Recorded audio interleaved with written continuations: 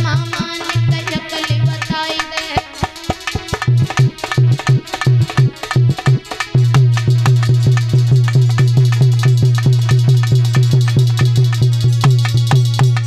जैसे ही कहा आज दुर्योधन कहने लगा मामा कोई ऐसी युक्ति बताओ जो उस पांचाली से उस द्रौपदी से हम अपना बदला ले सके। और जैसे ही कहा, और सच कहा जाए ना, अगर जीवन में अपना भला चाहो तो इन मामाओं से हमेशा बच के रहना। ये जो साले होते हैं ना ये बहुत बुरे होते हैं सच कहा जाए तो। अगर मामा शकुनी दुर्योधन को ये जुआ खेलने की सलाह न देता तो शायद आज कौरवों में और पांडवों में ये बैर नहीं होता। मामा शकुनी कहने लगा सुनो बेटा, अगर तुम चाहते हो कि तुम उनसे अपना बदला लो तो एक काम करो, तुम जुआ का खेल खेलो। ऐसा जुआ नहीं, कपट का जुआ। और जैसे ही कहा तो मेरे भैया आज महाराज दुर्योधन कहने लगा मामा सलाह तो तुमने ठीक दी है, खेलेंगे जुआ का खेल, कपट का जुआ, जीत तो हमारी ही होगी ना। शकुनी बोला बेटा क्यों चिंता करते हो, अगर जिसकी तरफ ये मामा शकुनी है उसकी जीत तो पक्की है। मामा शकुनी ये जो मामा होते हैं बहुत बुरे होते हैं सच कहा जाए तो। कितने एक कवि तो बड़े सुंदर शब्दों में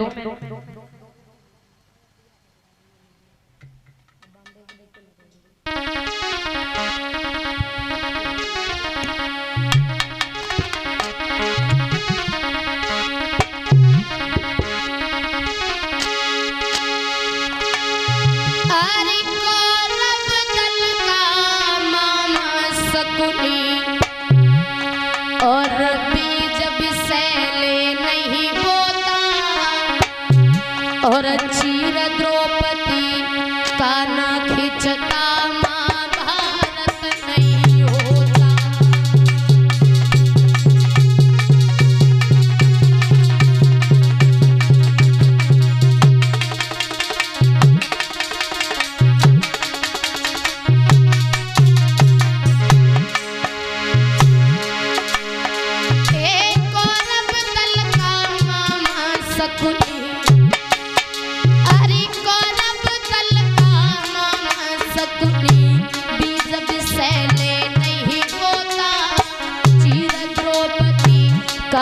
खिंचता महाभारत नहीं होता।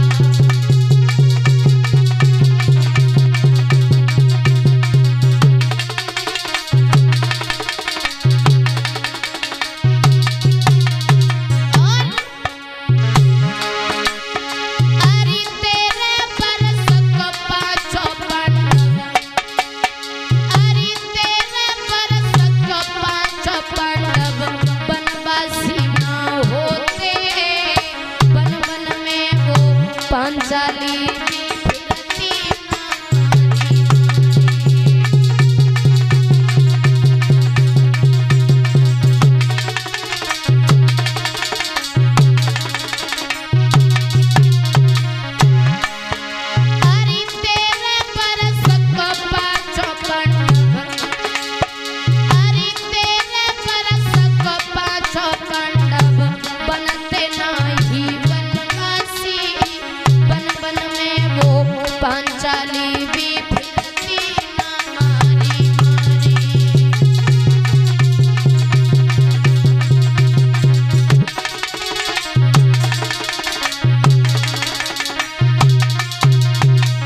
लेकिन भैया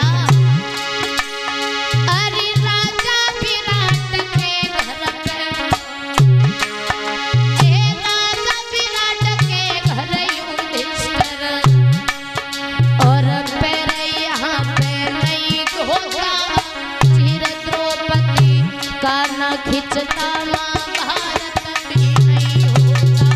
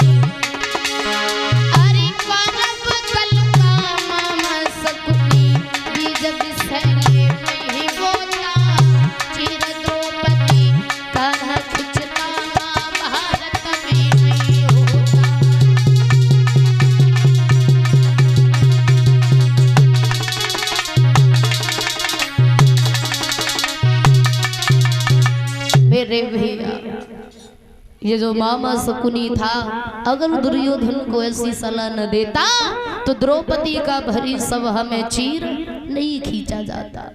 आज मामा शकुनी कहने लगा, सुनो बेटा बात, जाओ और उन 5 पांडवों को अपने महलों में बुलाओ और छल कपट का जुआ खेलो, और सुनो, छल के साथ में सारा राजपाट जीत लेना, बाद में द्रौपदी को भी जीत लेना, और फिर तुम द्रौपदी को जो सजा दे पाओ। तो आज 5 पांडवों को बुलाया और 5 पांडवों को बुलाया, सभा में बिठा लिया, जुआ का खेल शुरू किया गया।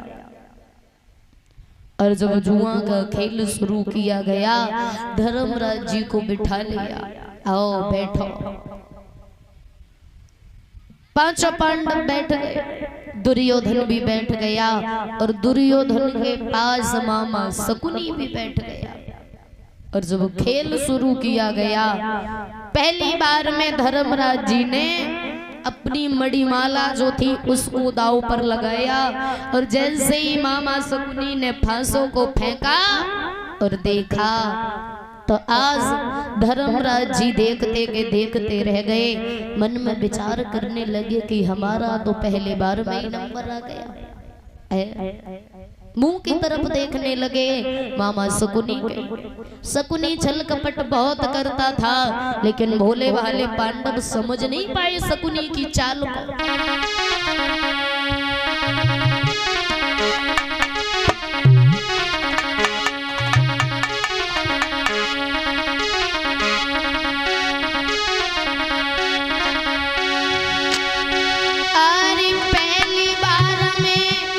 धर्मराज ने मणिमाल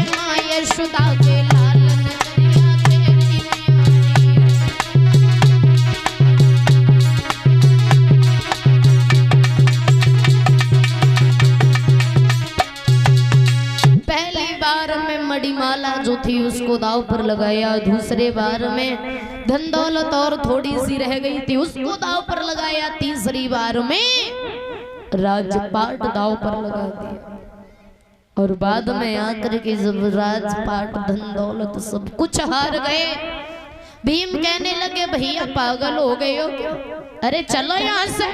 और जैसे ही कहा तो शकुनी आगे बढ़ा, बोला मान गए तुम, अभी तो खेल भी पूरा नहीं हो पाया, फिर खेले ही क्यों थे जब तुम्हें खेल पूरा नहीं खेलना था तो। और जैसे ही कहा तो भीम बोले ऐसे कैसे, बैठ गए धर्मराज जी। और जैसे ही कहा तो शकुनी ने दोबारा से जैसे ही फांसों को डाला, और जैसे ही देखा तो आज कहने लगे धर्मराज जी मामा शकुनी अब तो हमारे पास में कुछ नहीं रहा। और जैसे ही कहा तो शकुनी हंस करके कहने लगा, बेटा अभी तो तुम्हारे पास इतना अनमोल रतन है जिसका वर्णन हम शब्दों में नहीं कर सकते। ऐसा क्या है? कहने लगे, अभी तो तुम्हारे पास में द्रौपदी है, तुम द्रौपदी को दांव पर लगा दो, अरे क्या पता तुम जीत जाओ। और जैसे कहा तो भोले भाले पांडवों ने द्रौपदी को भी दांव पर लगा दिया, लेकिन अंत में आकर के उस मामा शकुनी ने छल कपट के साथ में द्रौपदी को भी जीत लिया। अब तो नीचे को मुंह करके बैठ गए पांचों पांडव, नीचे से सिर ऊपर नहीं उठाया।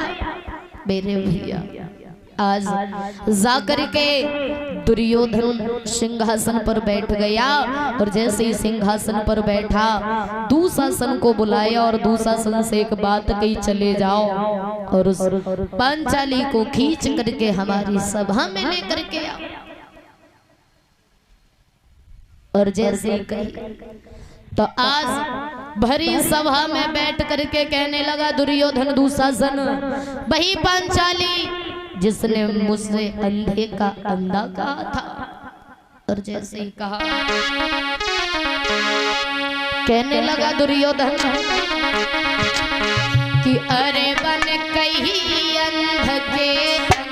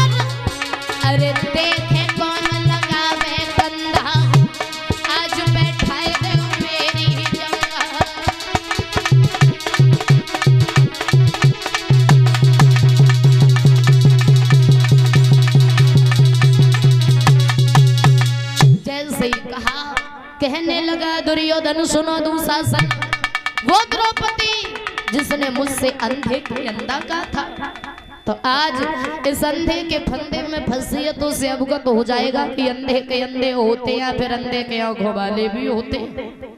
और जैसे ही कहा तो आज दुर्योधन दुशासन से कहने लगा है, चले जाओ और खींच करके हमारी सभा में लेकर के आओ इस पांचाली को। बोला दुर्योधन,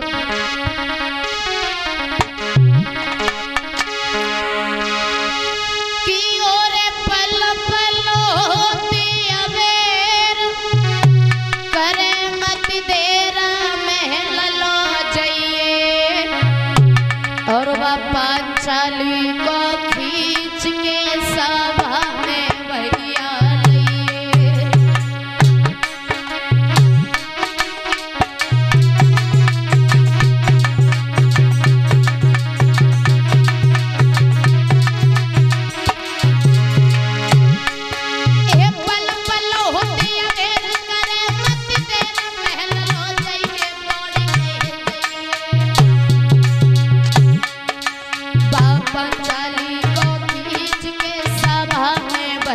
लाइए। और सुनो, बाकी साड़ी दिए उतार नगिन कर नारी हमें दिखल, और पंड सुतन को मान गुमान घटी।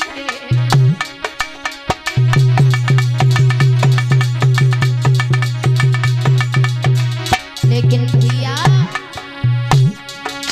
होने की बदरिया छाई है धीरे धीरे, वो पंडन पे मुसीबत आई है धीरे।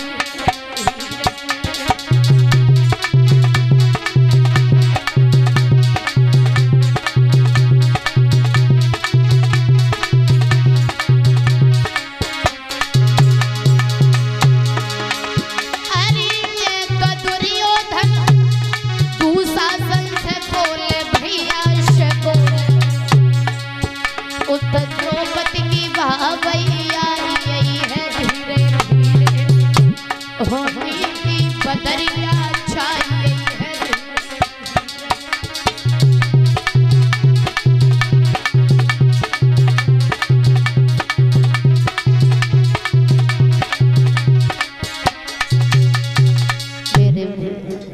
आज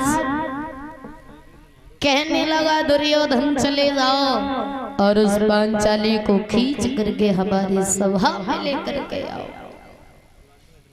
और जैसे ही कहा तो आज दुशासन चल दिया, जाकर के द्रौपदी से कहा कि सुनो भाभी जी, तुम्हें सभा में भैया ने बुलाया है और अभी अतिशीघ्र हमारे साथ में चलो। और जैसे ही कहा तो द्रौपदी कहने लगी उस सभा में तो मर्दों का काम होता है, भला वहां पर एक स्त्री क्या करेगी जाकर के। और जैसे ही कहा तो कहने लगा दुशासन वो तो हमें नहीं पता है, लेकिन तुम्हें भैया ने बुलाया है। और सुनो आज वो तुम्हारा ऐसा सम्मान करेंगे, ऐसा सम्मान करेंगे जो सभा में बैठे देखने वालों का भी कलेजा कांप जाएगा। मतलब हम कुछ समझे नहीं।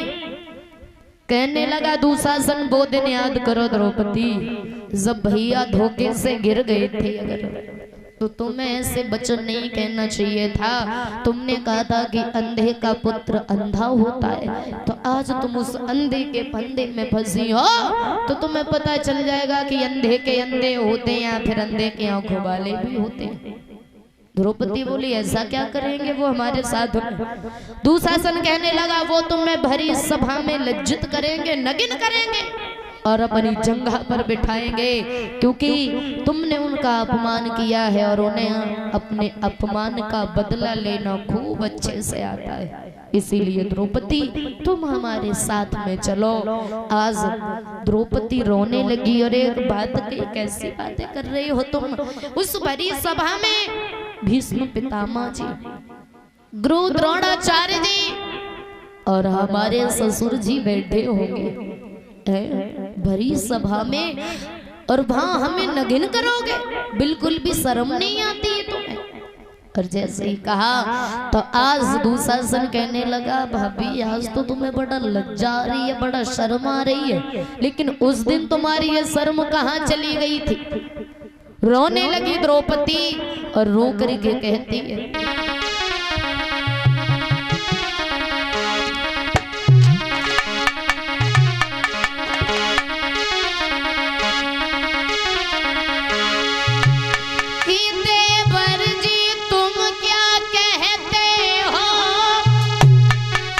लज्जित ना करो पांडवों को और मोए भरी सभा में लेना जाओ संतन कुल की मर्यादा।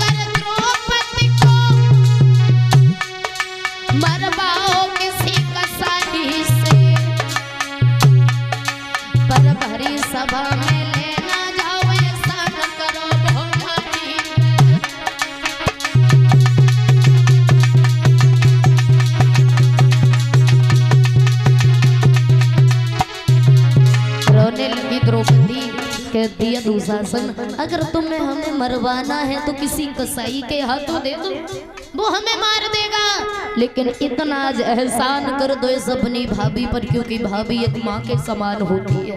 रोने लगी द्रौपदी और कहती है तुम भरी सभा में हमें नगिन करोगे, उस सभा में सभी लोग होंगे जहाँ भीष्म बाबा बैठे हैं, वहाँ कैसे मुख दिखलाऊंगी, मैं कसम खाई रही ईश्वर की, मैं तो बिलख बिलख मर जाऊंगी।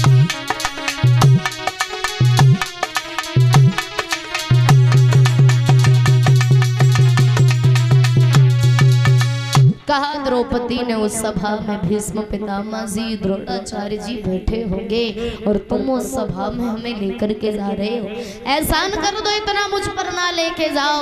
और जैसे ही कहा तो दुशासन को क्रोध आ गया। दुशासन ने कलाई पकड़ी और लेकर के चल दिया खींचता हुआ द्रौपदी। द्रौपदी रोने लगी, बोली दुशासन ना लेके जाओ, हमें छोड़ दो। क्या इस महल में आज कोई नहीं है जो हमारी रक्षा करे? आवाज लगाई द्रौपदी, रोने लगी है वो दुखिया कि रोई गई अर्जुन की नारी, तुम छोड़ो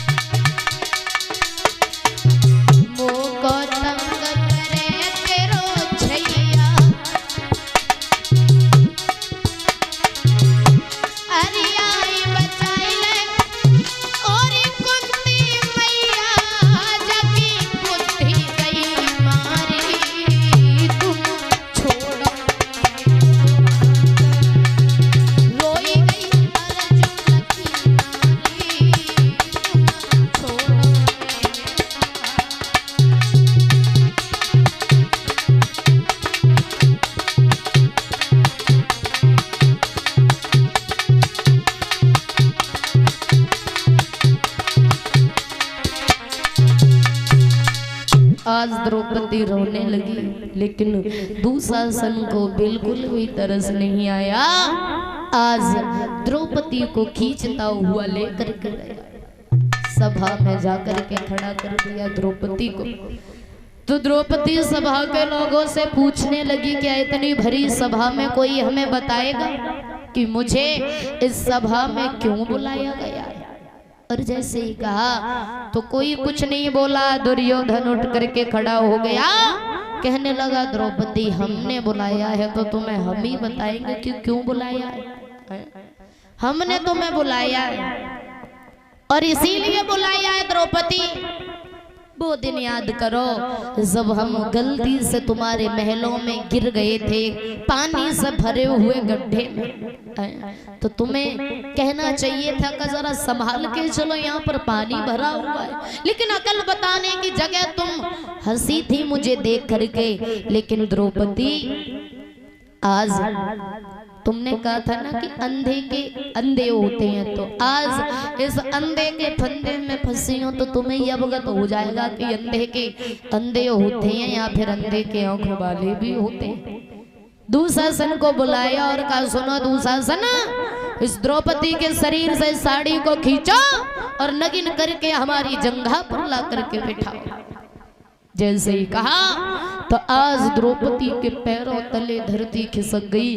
द्रौपदी बोली क्यों दुर्योधन, अरे रिश्ते में तुम हमारे जेठ लगते हो, और वो भी छोड़ो, फिर तुम एक राजा हो, राजा के मुंह से ऐसी बातें शोभा नहीं देते। और जैसे ही कहा कहने लगा दुर्योधन द्रौपदी आज तो तुम्हें बड़ा लाज आ रही है, बड़ा शर्म आ रही है, लेकिन वो दिन याद करो उस दिन तुम्हारी शर्म कहाँ चली गई थी। द्रौपदी हम तुमसे अपना बदला तो लेकर के मानेंगे। द्रौपदी कहने लगी सुनो दुर्योधन, स्त्री को कभी निबल मत समझना, अबला को कभी अबला मत समझना। बोली द्रौपदी कि अबला सबला हो जाती है, और जब अपनी सी पर आती है, और पल में तेरो सम्मान करे, पल में अपमान कराती है।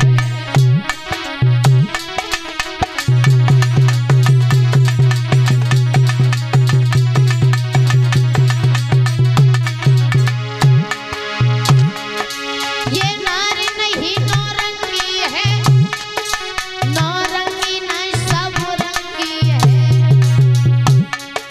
और ढके तो सब पूरी मांगो ढक लेना नंगी की नंगी है।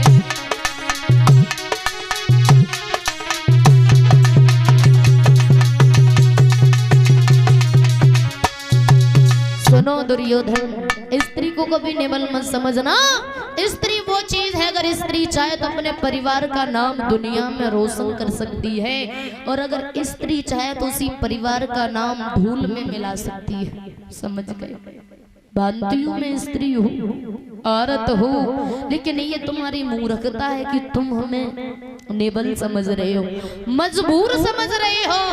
और जैसे ही कहा तो दुर्योधन हंसने लगा, और जैसे ही हंसने लगा दुशासन से कहा कि जाओ दुशासन, इस द्रौपदी को नगिन करो और ला करके हमारी जंघा पर बिठाओ। आज दुशासन आगे बढ़ करके चला, द्रौपदी रोकने लगी, सभा में बैठे लोगों से मदद मांगने लगी, लेकिन द्रौपदी की किसी ने भी सहायता नहीं की। तो जहाँ पर द्रौपदी के 5 पति बैठे हुए थे, दुर्योधन के दास बने, वहां पर द्रौपदी पहुंच गई और दोनों हाथ जोड़े और एक बात कही, क्या आप भी हमारी मदद नहीं करोगे? हम तो तुम्हारी पत्नी हैं, और तुम्हारी पत्नी की लाज इस भरी सभा में जा रही है, तुम्हें बिल्कुल भी मुझ पर तरस नहीं आ रहा है रोता हुआ देख करके। लेकिन 5 पांडव अपने मुख से एक भी शब्द नहीं बोले, नीचे से मुंह ऊपर नहीं किया। क्यों? क्योंकि दुर्योधन के दास बने बैठे थे, इसीलिए द्रौपदी रोने लगी और रो करके एक बात कही द्रौपदी ने,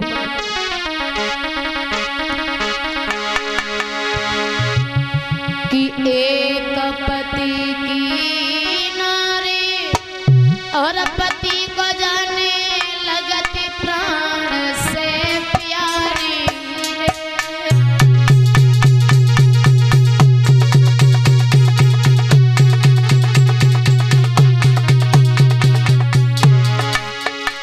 अरे एक पति की नारी पति को जाने लगती प्राण से प्यारी। हम 5 पति की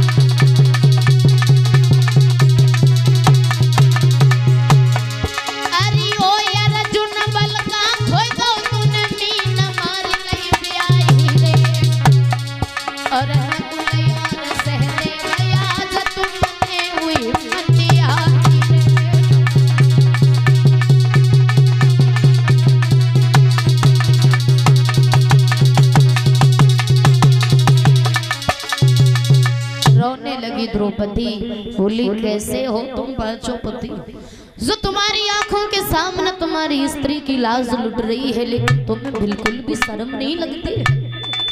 अर्जुन, वो बल कहाँ गया तुम्हारा जब तुमने मीन को मारा था, मेरे साथ विवाह किया था। नकुल सहदेव, आज तुम भी कुछ नहीं बोलोगे। किसी ने भी अपने मुख से एक भी शब्द नहीं कहा। आज द्रौपदी रोने लगी। दुशासन साड़ी को खींच रहा है। द्रौपदी ने अपने हाथों से उस साड़ी को पकड़ा। जब देखा अपने हाथों से उस साड़ी को नहीं रोक पाई, तो द्रौपदी ने दोनों हाथ ऊपर किए और कन्हैया से बोली, कृष्ण अब हमारी लाज तुम्हारे हाथों में है। चाहो तो इस बहन की लाज को बचा लेना, और ना चाहो तो इस बहन की लाज को जाने देना। आज द्रौपदी कहती है, कन्हैया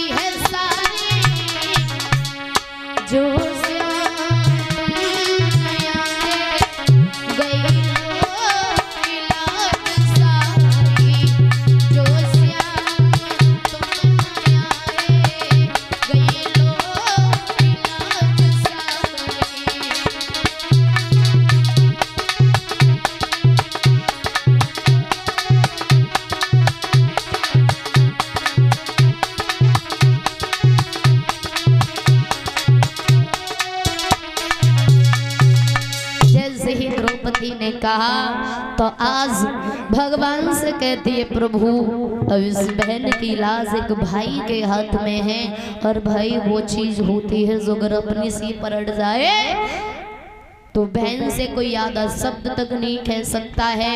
आज द्रौपदी कन्हैया से कहती है, प्रभु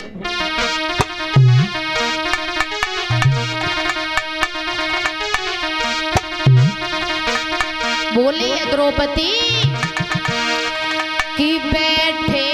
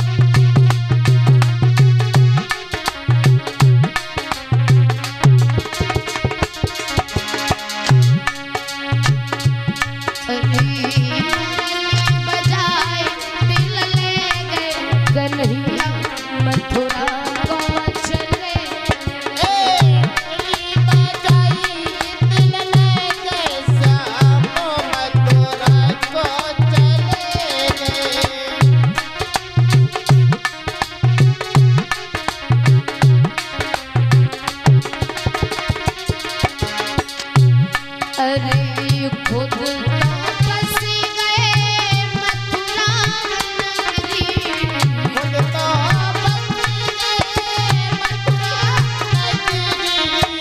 खुद तो बस गए मथुरा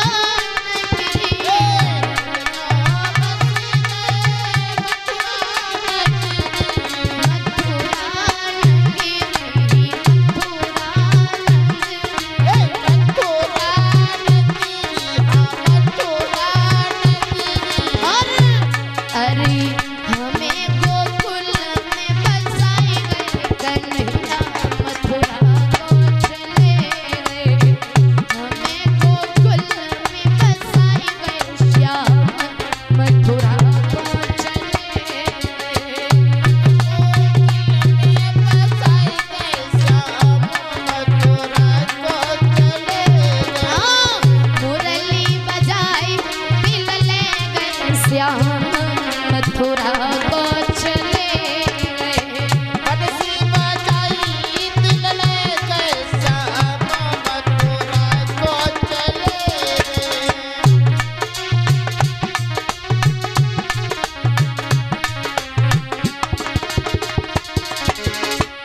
कह गए थे या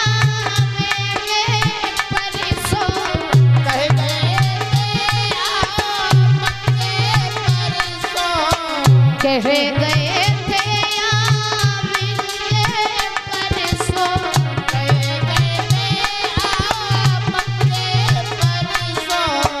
परसों की बरसाती पाई गई कन्हैया मथुरा को चले मुरली बजाई दिल ले गए श्याम मथुरा को चले मुरली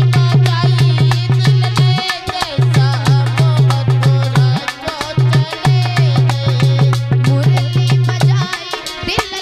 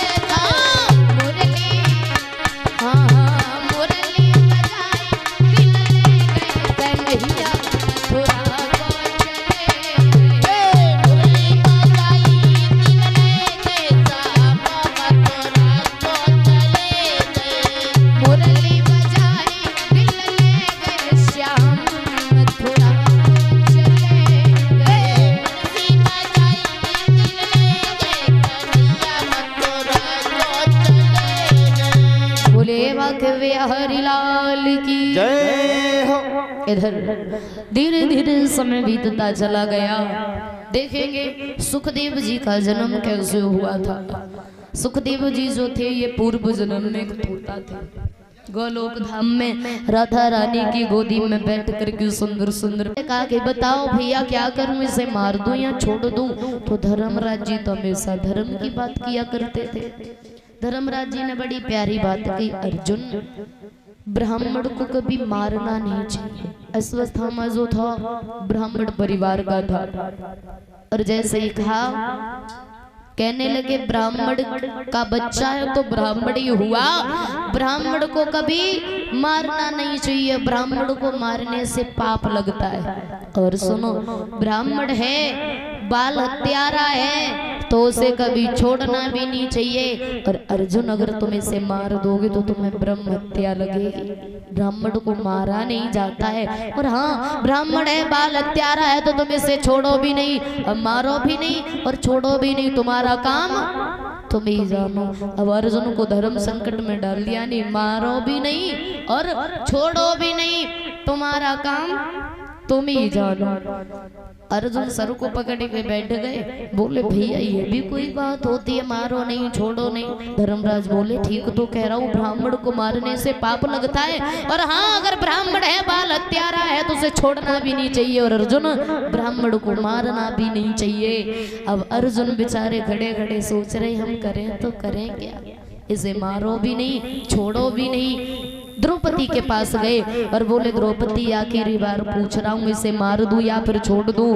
द्रौपदी ने दोनों हाथ जोड़े और बोली प्रभु अगर तुम हमसे 1000 बार कहलवाओगे तो हम सिर्फ एक ही जवाब देंगे, तुम इस ब्राह्मण के बच्चे को ना मारो। जैसे ही कहा तो अर्जुन के दिमाग में वही बात आ गई कि भैया ने कही इसे मारो भी नहीं और छोड़ो भी नहीं। अर्जुन आगे बढ़े, अश्वत्थामा के मस्तिष्क में एक मड़ी थी, उस मड़ी को निकाल लिया और सभा से धक्के मार के बाहर निकाला और कहा चला जा, ये काली सूरत कभी अपनी दोबारा मत दिखाना। अब जरा विचार करो, अगर शर्म वाला होगा तो इतने में ही मर जाएगा, क्योंकि मौत से कई गुना ज्यादा दुख देता है हमारा अपमान। अगर हमारा कोई अपमान कर दे तो इंसान उस बात को सोच करके पल पल मरता रहता है, और अगर कोई मार देता है तो सीधी एक ही बात है कि उसने तो मार ही दिया। धक्के मार के सभा से बाहर निकाल दिया, अपमान कर दिया अश्वत्थामा का। आगे बढ़कर के जब गए तो अश्वत्थामा ने एक विषम बाण छोड़ा जो गर्भवती महिलाओं को कष्ट पहुंचाने लगा। अभिमन्यु की पत्नी थी उत्तरा, उत्तरा गर्भवती थी। उत्तरा चिल्लाने लगी तो तक कृष्ण पहुंच गए। उत्तरा ने दोनों हाथ जोड़े और कहती है मामा आप हमारे प्राणों को ले लो, लेकिन हमारे पति की आखिरी निशानी है, हमारी गर्भबाल को बचा लो। तो आज भगवान एक रूप से उत्तरा के सामने खड़े हैं, दूसरा रूप लेकर के उत्तरा के गर्भ में प्रवेश कर जाते हैं। उस बच्चे को बचाया, उसकी रक्षा की, उसने जन्म लिया तो उन्हीं का रखा गया था नाम परीक्षित महाराज। बोलिए परीक्षित महाराज की। परीक्षित महाराज दुनिया के एक पहले इंसान ऐसे हैं जिन्होंने माँ के गर्भ में सबसे पहले भगवान के दर्शन किए, वो भी माँ के गर्भ में। धीरे धीरे समय बीतता चला गया, धीरे धीरे परीक्षित जब थोड़े सयाने हुए घर में,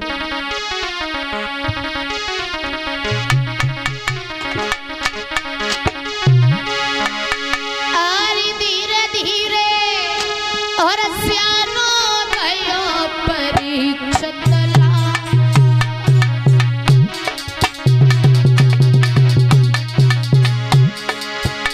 मैया बाबा ने बड़े प्यार से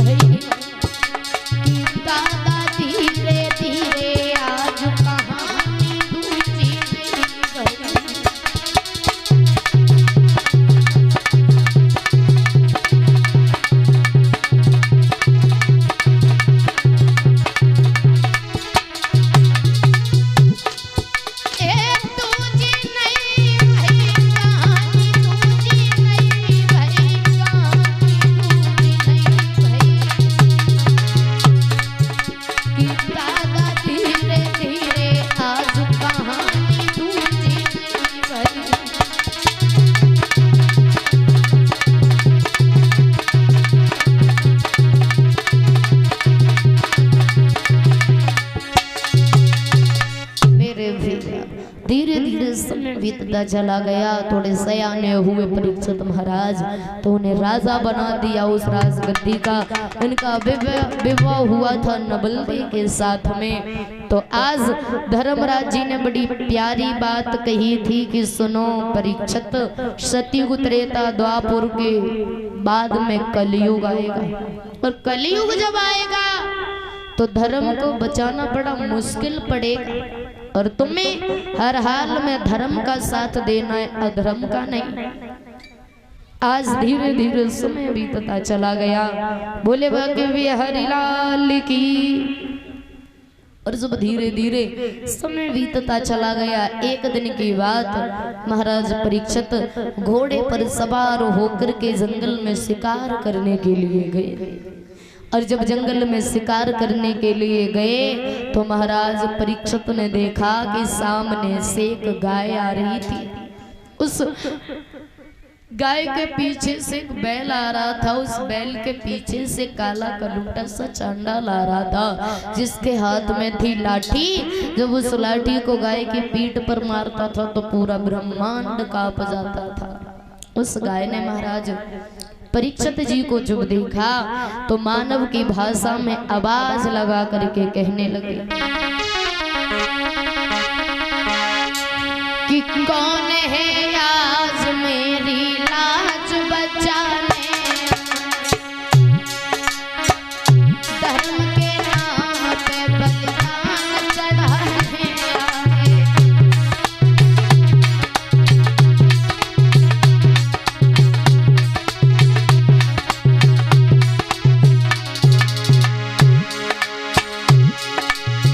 कौन है आज मेरी लाज बचाने आए, लाज बचाने आए, लाज बचाने आए। डूबती नाव को कोई हाथ लगाने आए, देश के नाम की मर्यादा निभाने।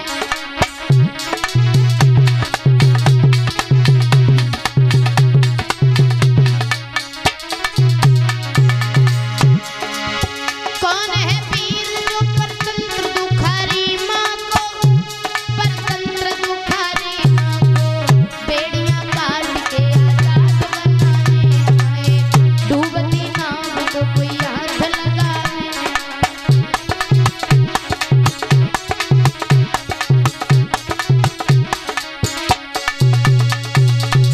जैसे ही आवाज लगाई तो मेरे भैया आज आगे बढ़ कर के गए। महाराज परीक्षित रोक लिया और कहने लगे कौन हो तुम, और इस तरीके से क्यों चिल्ला रहे।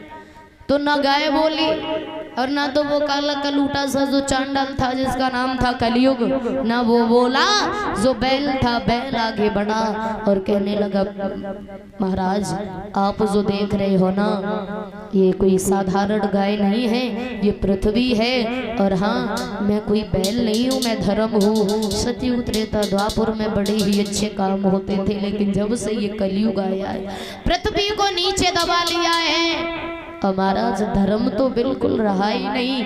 पृथ्वी कहती है हमारे ऊपर से कितनी भी जनसंख्या हो जाए हम कभी नहीं उभराते हैं, लेकिन जब हमारे ऊपर पाप होते हैं, अधर्म होते हैं, तो हम ये सहन नहीं कर पाते हैं। इसीलिए पृथ्वी हमेशा हमेशा के लिए यहाँ से गा रही है। और महाराज जहाँ पृथ्वी जाएगी वहीं पर धर्म जाएगा। आगे बढ़ करके गए, उस कलयुग के पास में पहुंच गए महाराज परीक्षित। और एक बात की, क्यों कलयुग, क्यों सता रहे हो इन्हें, क्या बिगाड़ा इन्होंने तुम्हारा। और जैसे ही कहा तो आज महाराज ने तलवार उठाई और कहने लगे हम तुम्हें जीवित नहीं छोड़ेंगे।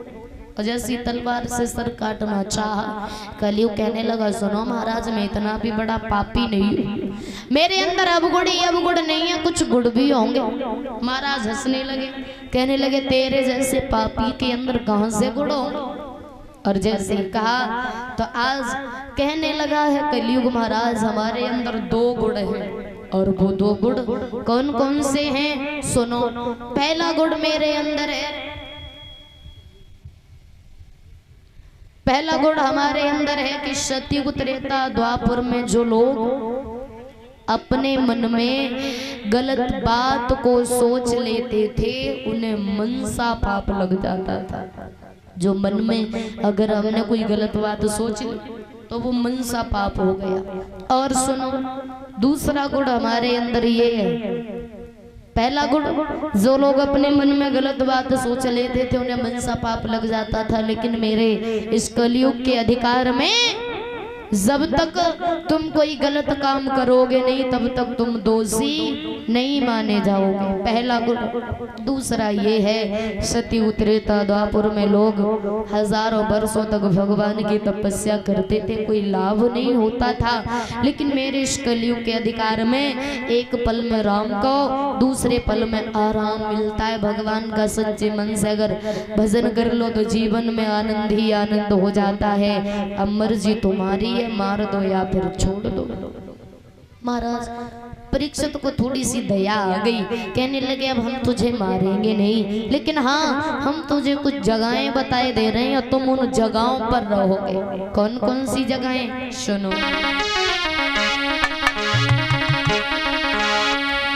कि जिस जगह जुआ की बाजी हो और झूठी गपोड़ियां चलती हो,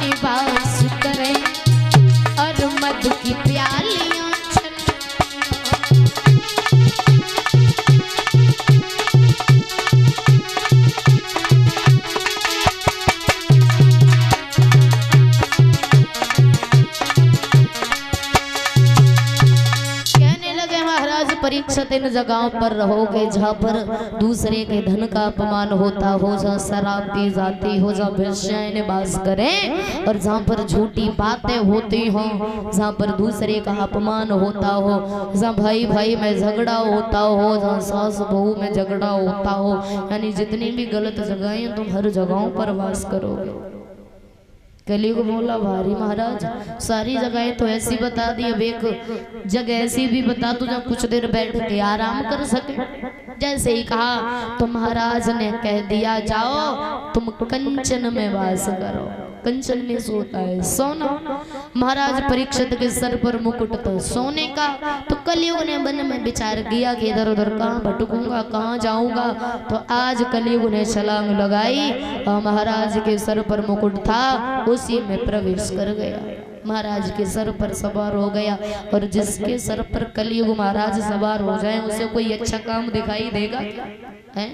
महाराज को प्यास लगी, आगे बढ़ करके गए और जब आगे बढ़ करके गए तो पानी ढूंढते ढूंढते पहुंच गए कहाँ, लोमस ऋषि जी के आश्रम पर। और जैसे ही लोमस ऋषि जी को देखा तो महात्मा जी भजन कर रहे थे, दोनों नेत्र बंद थे, समाधि में लीन थे। महाराज परीक्षित के मन में अहंकार आने लगा क्योंकि कलयुग सवार था सर पे, इसीलिए महाराज बोले मैं काला नहीं हूँ, करूप नहीं हूँ, आखिर को राजा हूँ। इस ब्राह्मण का मैंने क्या ले लिया जो इसने मुझे देख के अपने नेत्रों को बंद कर लिया? इसका मतलब इसने मेरा अपमान कर दिया, और हमारा कोई अपमान कर दे तो हमें सहन नहीं होता है। तो मेरे भैया आज महाराज आगे बढ़ करके गए, क्या देखा सामने एक मरा हुआ सांप पड़ा हुआ था। धनुष की नोक से उस सर्प को उठाया और लोमस ऋषि जी की गर्दन में पहना दिया और कहने लगे बड़ाया अपमान करने वाला, घोड़े पर सवार हुए चल दिए।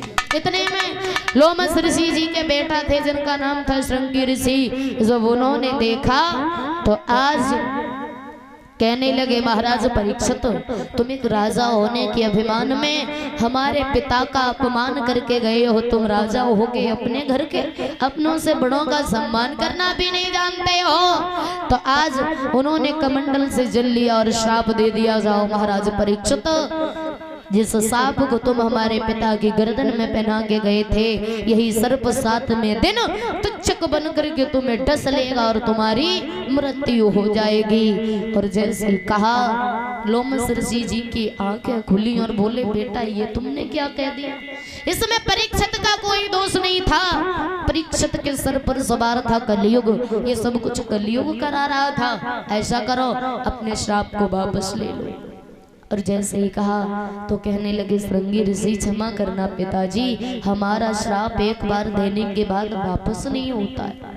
इसकी युक्ति है जो हम तुम्हें बता सकते हैं। अगर महाराज परीक्षित हरिहर क्षेत्र गंगा जी के किनारे पर भगवान के नाम की श्रीमद् भागवत कथा को सुनेंगे तो इनका मोक्ष जरूर हो जाएगा। आज महाराज महलों पर आए, सर से उस मुकुट को उतारा तो दिमाग में एक झटका लगा कि आज हमसे बहुत बड़ी भूल हो गई। तब संत महात्मा लोग आ गए और कहने लगे हमें लोमस ऋषि जी ने भेजा है, तुम्हारे लिए एक संदेशा है कि तुम्हें जो श्राप दिया है उस श्राप को तोड़ने की सिर्फ एक मुक्ति है, वो है श्रीमद् भागवत कथा। अगर तुम हरिहर क्षेत्र गंगा जी के किनारे पर भगवान के नाम की श्रीमद् भागवत कथा को श्रवण करोगे तो तुम्हारा मोक्ष जरूर हो जाएगा। और महाराज परीक्षित को कथा सुनाई थी सुखदेव जी ने। और ये सुखदेव जी कौन थे? ये सुखदेव जी पूर्व जन्म में एक तोता थे। तोता बोले वाक्य बिहारी लाल की। सभी भक्त एक प्यारा सा कीर्तन बोलेंगे और उसके बाद में आगे की कथा को श्रवण करेंगे, किस तरीके से सुखदेव जी का जन्म हुआ, किस तरीके से महाराज परीक्षित और सुखदेव जी का मिलन हुआ था।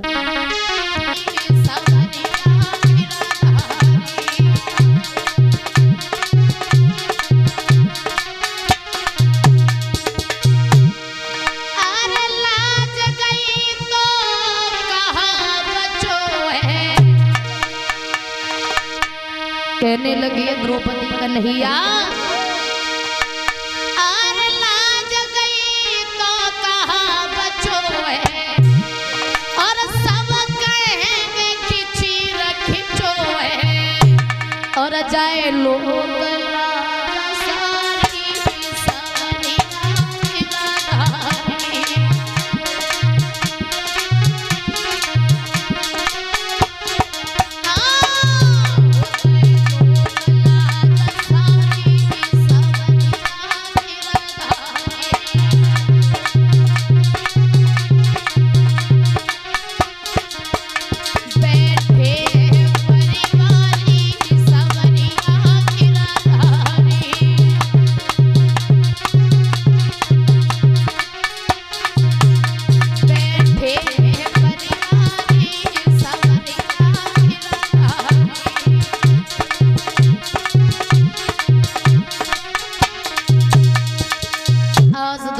रोने लगी और कहती है प्रभु अब हमारी लाज तुम्हारे हाथों में है। अगर आज इस दुशासन ने मुझे नगिन कर दिया तो लोग लाज सब चली जाएगी कन्हैया।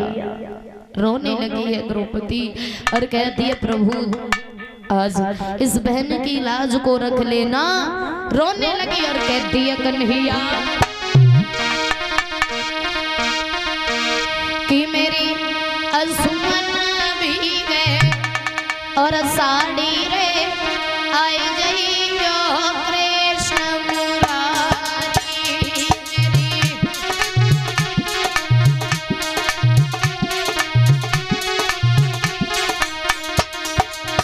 ओ मेरी असुमन साड़ी रे आई जइयो कृष्ण मुरारी।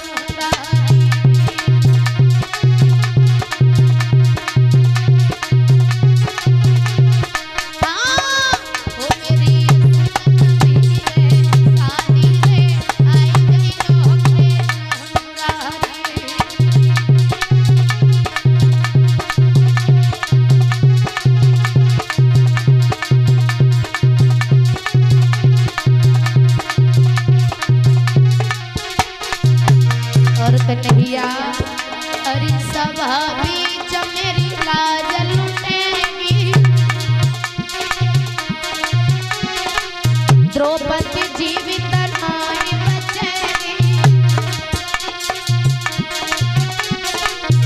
तब दुष्ट हंसे दे ताली रे, आई गई जो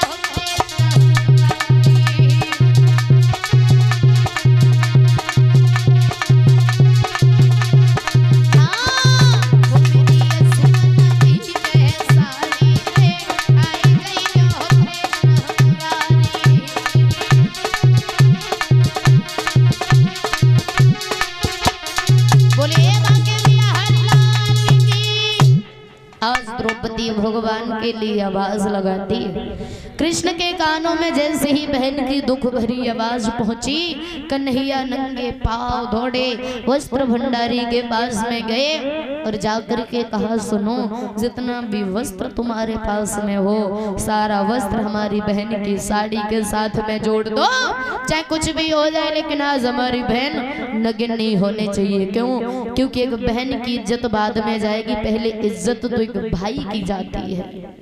आज भगवान ने शक्ति द्वारा वो वस्त्र अपनी बहन की साड़ी के साथ में जोड़ा, धरती से आसमान तक का ढेर लग गया। दुशासन बेहोश होकर के जमीन पर गिर गया, लेकिन द्रौपदी को नग्न नहीं कर पाया। क्यों? क्योंकि कहते हैं ना कि जाको राखे साइया और वह मार सके नहीं कोई, और बालन भागो कर सके चाहे जग बैरी हो। जिनके रक्षक भगवान होते हैं उनका ये दुनिया वाले कुछ नहीं बिगाड़ पाते हैं, सिर्फ मुंह बजाते हैं। बजाने तो व्यर्थ में अपना वक्त बर्बाद ना करो। आज कृष्ण ने द्रौपदी की लाज को बचाया, और जैसे ही द्रौपदी ने देखा तो द्रौपदी को थोड़ा साहस आ गया, उठ करके खड़ी हो गई और जाते समय एक बात कह के गई थी कि सुनो दुर्योधन, उस दिन तो मैंने अकेले में कहा था, लेकिन आज भरी सभा में कहती हूँ कि अंधे का अंधा होता है। आज द्रौपदी वहां से चली गई, धीरे धीरे समय बीतता चला गया। बोलिए कन्हैया लाल की। सभी भक्त एक प्यारा सा कीर्तन बोलेंगे, ताली बजा।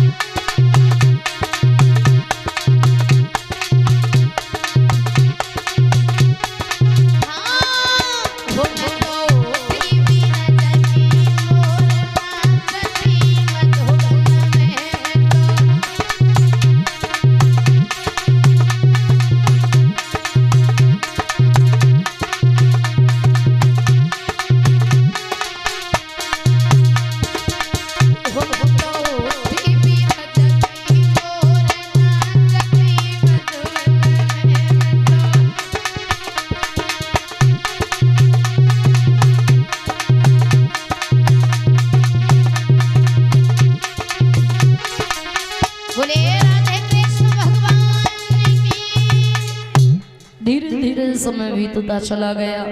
आज द्रौपदी वहां से उठ करके चली आती है महलों के लिए। इधर एक दिन की बात दुर्योधन उदास बैठा हुआ था। दुर्योधन का मित्र अश्वत्थामा पास में आया और कहने लगा, क्या बात है मित्र, बड़ा दुखी बैठे हो, कोई बात है जो मनी मन में चिंतित कर रही हो, हमें बता सकते हो? कहने लगा है दुर्योधन, बात क्या है अश्वत्थामा? बात तो बस एक ही है कि हम द्रौपदी से अपना बदला नहीं ले पाए, इसी बात का दुख है हमें। और जैसे ही कहा तो आज मेरे भैया कहने लगा है अश्वत्थामा, कहो तो हम तुम्हारी कुछ सहायता कर। दुर्योधन बोला, तुम हमारी क्या सहायता कर लोगे? कहने लगा अश्वत्थामा, अगर तुम कहो तो हम उन पांचों पांडवों सर काट के ले आए। और जैसे ही कहा तो कहने लगा दुर्योधन, तुम तो ऐसे बोल रहे हो जैसे गाजर और मूली को उखाड़ने जा रहे हो। अरे वो पांचों पांडव हैं, कोई तितली के पंख नहीं है जो पकड़ के तोड़ दोगे, बहुत खतरनाक है। और जैसे ही कहा तो अश्वत्थामा कहने लगा, वो तो तुम मेरे ऊपर छोड़ दो ना, हम उनके पांचों के सर काट के आएंगे। अगर तुम्हें भरोसा ना हो तो एक दो सर अपने साथ में भी ले आएंगे, तब तो तुम्हें यकीन हो जाएगा। कहने लगा दुर्योधन, हाँ तो हमें यकीन हो जाएगा। तो आज चल दिया अश्वत्थामा, लेकिन ये बात भगवान कन्हैया ने सुन ली थी। कन्हैया ने मन में विचार किया कि ब्राह्मण है जाति का, जो कह देता है वो करके मानता है, और अगर आज पांचों पांडव मर गए तो खेल तो अधूरा रह जाएगा। ब्राह्मण का भी वचन झूठा नहीं होना चाहिए, पांचों पांडव भी नहीं मरने चाहिए। तो जिस डेरे में पांचों पांडव लेटे थे, उस डेरे में से उन पांचों पांडवों को निकाला, दूसरे डेरे में लिटा दिया, और उस बारे डेरे में जो पांचों पांडवों के पुत्र थे उन्हें लिटा दिया। और भगवान जिस डेरे में पांचों पांडव लिटाए थे, और भगवान कन्हैया छड़ी लेकर के पहरेदारी करने लगे। अर्जुन आए बाहर निकल के, रात्रि हो गई थी। अर्जुन कहने लगे, कृष्ण आज तुम सोओगे नहीं? कन्हैया बोले, तुम सो जाओ, हमें नींद नहीं आ रही है, नींद आएगी तब हम सो जाएंगे। तो अर्जुन तो वहां से चले गए, सो गए। आधी रात जब हुई, भगवान छिप करके बैठ गए। रात्रि के अंधेरे में वो अश्वत्थामा आया, अंदर घुस करके गया डेरे में, लेकिन ये नहीं देखा ये पांचों पांडव हैं या फिर पांडवों के बच्चे हैं, पुत्र हैं। तो आज रात्रि के अंधेरे में उस अश्वत्थामा ने तलवार से पांचों बच्चों के सर धड़ से अलग कर दिए। एक सर उठाया, लेकर के चल दिया, और जैसे दुर्योधन के पास गया, जाकर के वो सर दुर्योधन को दिया। तो दुर्योधन ने वो सर अपनी हथेलियों के बीच में रख कर के जैसे ही दबाया, तो वो सर एक रसगुल्ले की तरह फूट गया। देखा, आंखों से आंसू बहने लगे, और एक बात कही, और अश्वत्थामा, हमारी दुश्मनी तो पांचों पांडवों से थी, उस पांचाली द्रौपदी से थी। इन छोटे छोटे मासूम बच्चों ने हमारा कुछ नहीं बिगाड़ा था। रोने लगा, थोड़ी देर तक रोया, और उसके बाद फिर हंसने लगा और बोला, ठीक भी किया, जब हमारे कुल में कोई नहीं रहा तो उनके भी कुल में कोई नहीं रहा, अब हम दोनों एक समान हो गए। लेकिन दुर्योधन को ये श्राप लगा हुआ था कि जिस दिन तुम्हारे दुख और सुख तुम्हारे और पांडवों के दुख सुख एकाग्र तो हो जाएंगे, उस दिन तुम्हारी मृत्यु हो जाएगी। मेरे भैया, आज दुर्योधन की वहां पर मृत्यु हो जाती है। धीरे धीरे समय बीतता चला गया। सुबह जब हुआ, द्रौपदी चली है डेरों के लिए, और जैसे ही द्रौपदी आई तो क्या देखा कि खून की धार बह रही थी। द्रौपदी का कलेजा कांप गया। आगे बढ़ कर के गई, पांचों बच्चों की लहस देखी तो द्रौपदी बेहोश होकर के जमीन पर गिर गई। 5 बेटों की लहस, वो भी एक साथ में। आज माँ को समझाने वाला कोई नहीं है, आज बच्चों की लहस पे रोने लगी है वो द्रौपदी।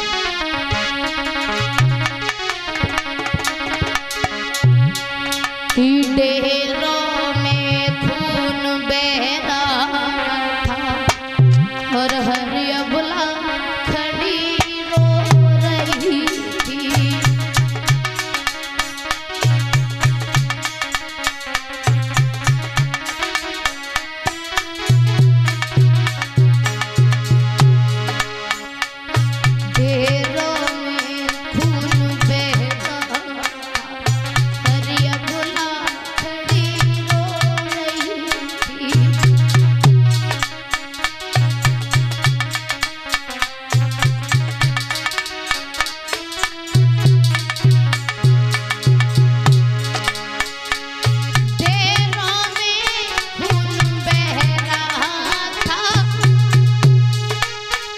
हरि अब लाखड़ी रो रही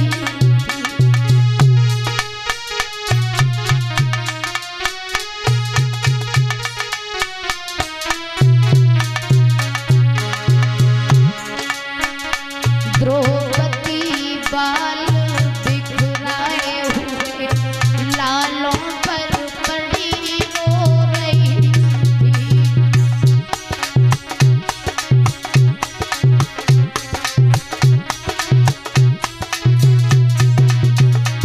द्रौपदी बाल बिखराए हुए लालों पर पड़ी रो रही थी।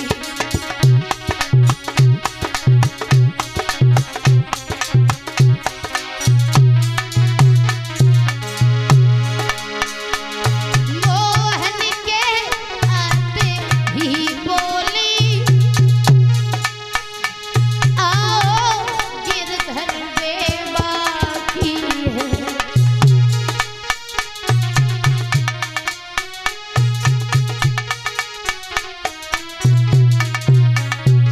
मोहन के आते ही बोली आओ नटवर बेबाकी है। अथवा इस खेल तुम्हारे कोई और कसर भी बाकी है।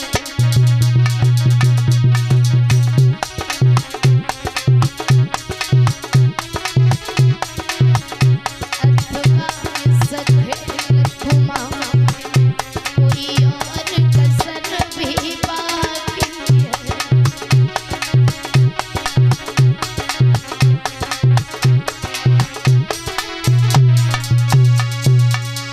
भगवान जैसे ही आए द्रौपदी ने देखा, कहने लगी कृष्ण आओ बैठो, देखो और बताओ अगर तुम्हारे इस खेल में कोई और कसर रह गई हो तो उसे भी पूरा कर लो।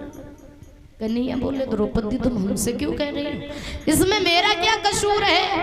और जैसे ही कहा अर्जुन आगे बढ़े, बोले द्रौपदी रोते नहीं है, चिंता मत करो, जाओ हम तुम्हें वचन देते हैं द्रौपदी, या तो हम उस दुष्ट को पकड़ के लाएंगे जिस दुष्ट ने हमारे बच्चों को मारा है, और या तो फिर हम कभी तुम्हें लौट करके अपना मुंह नहीं दिखाए।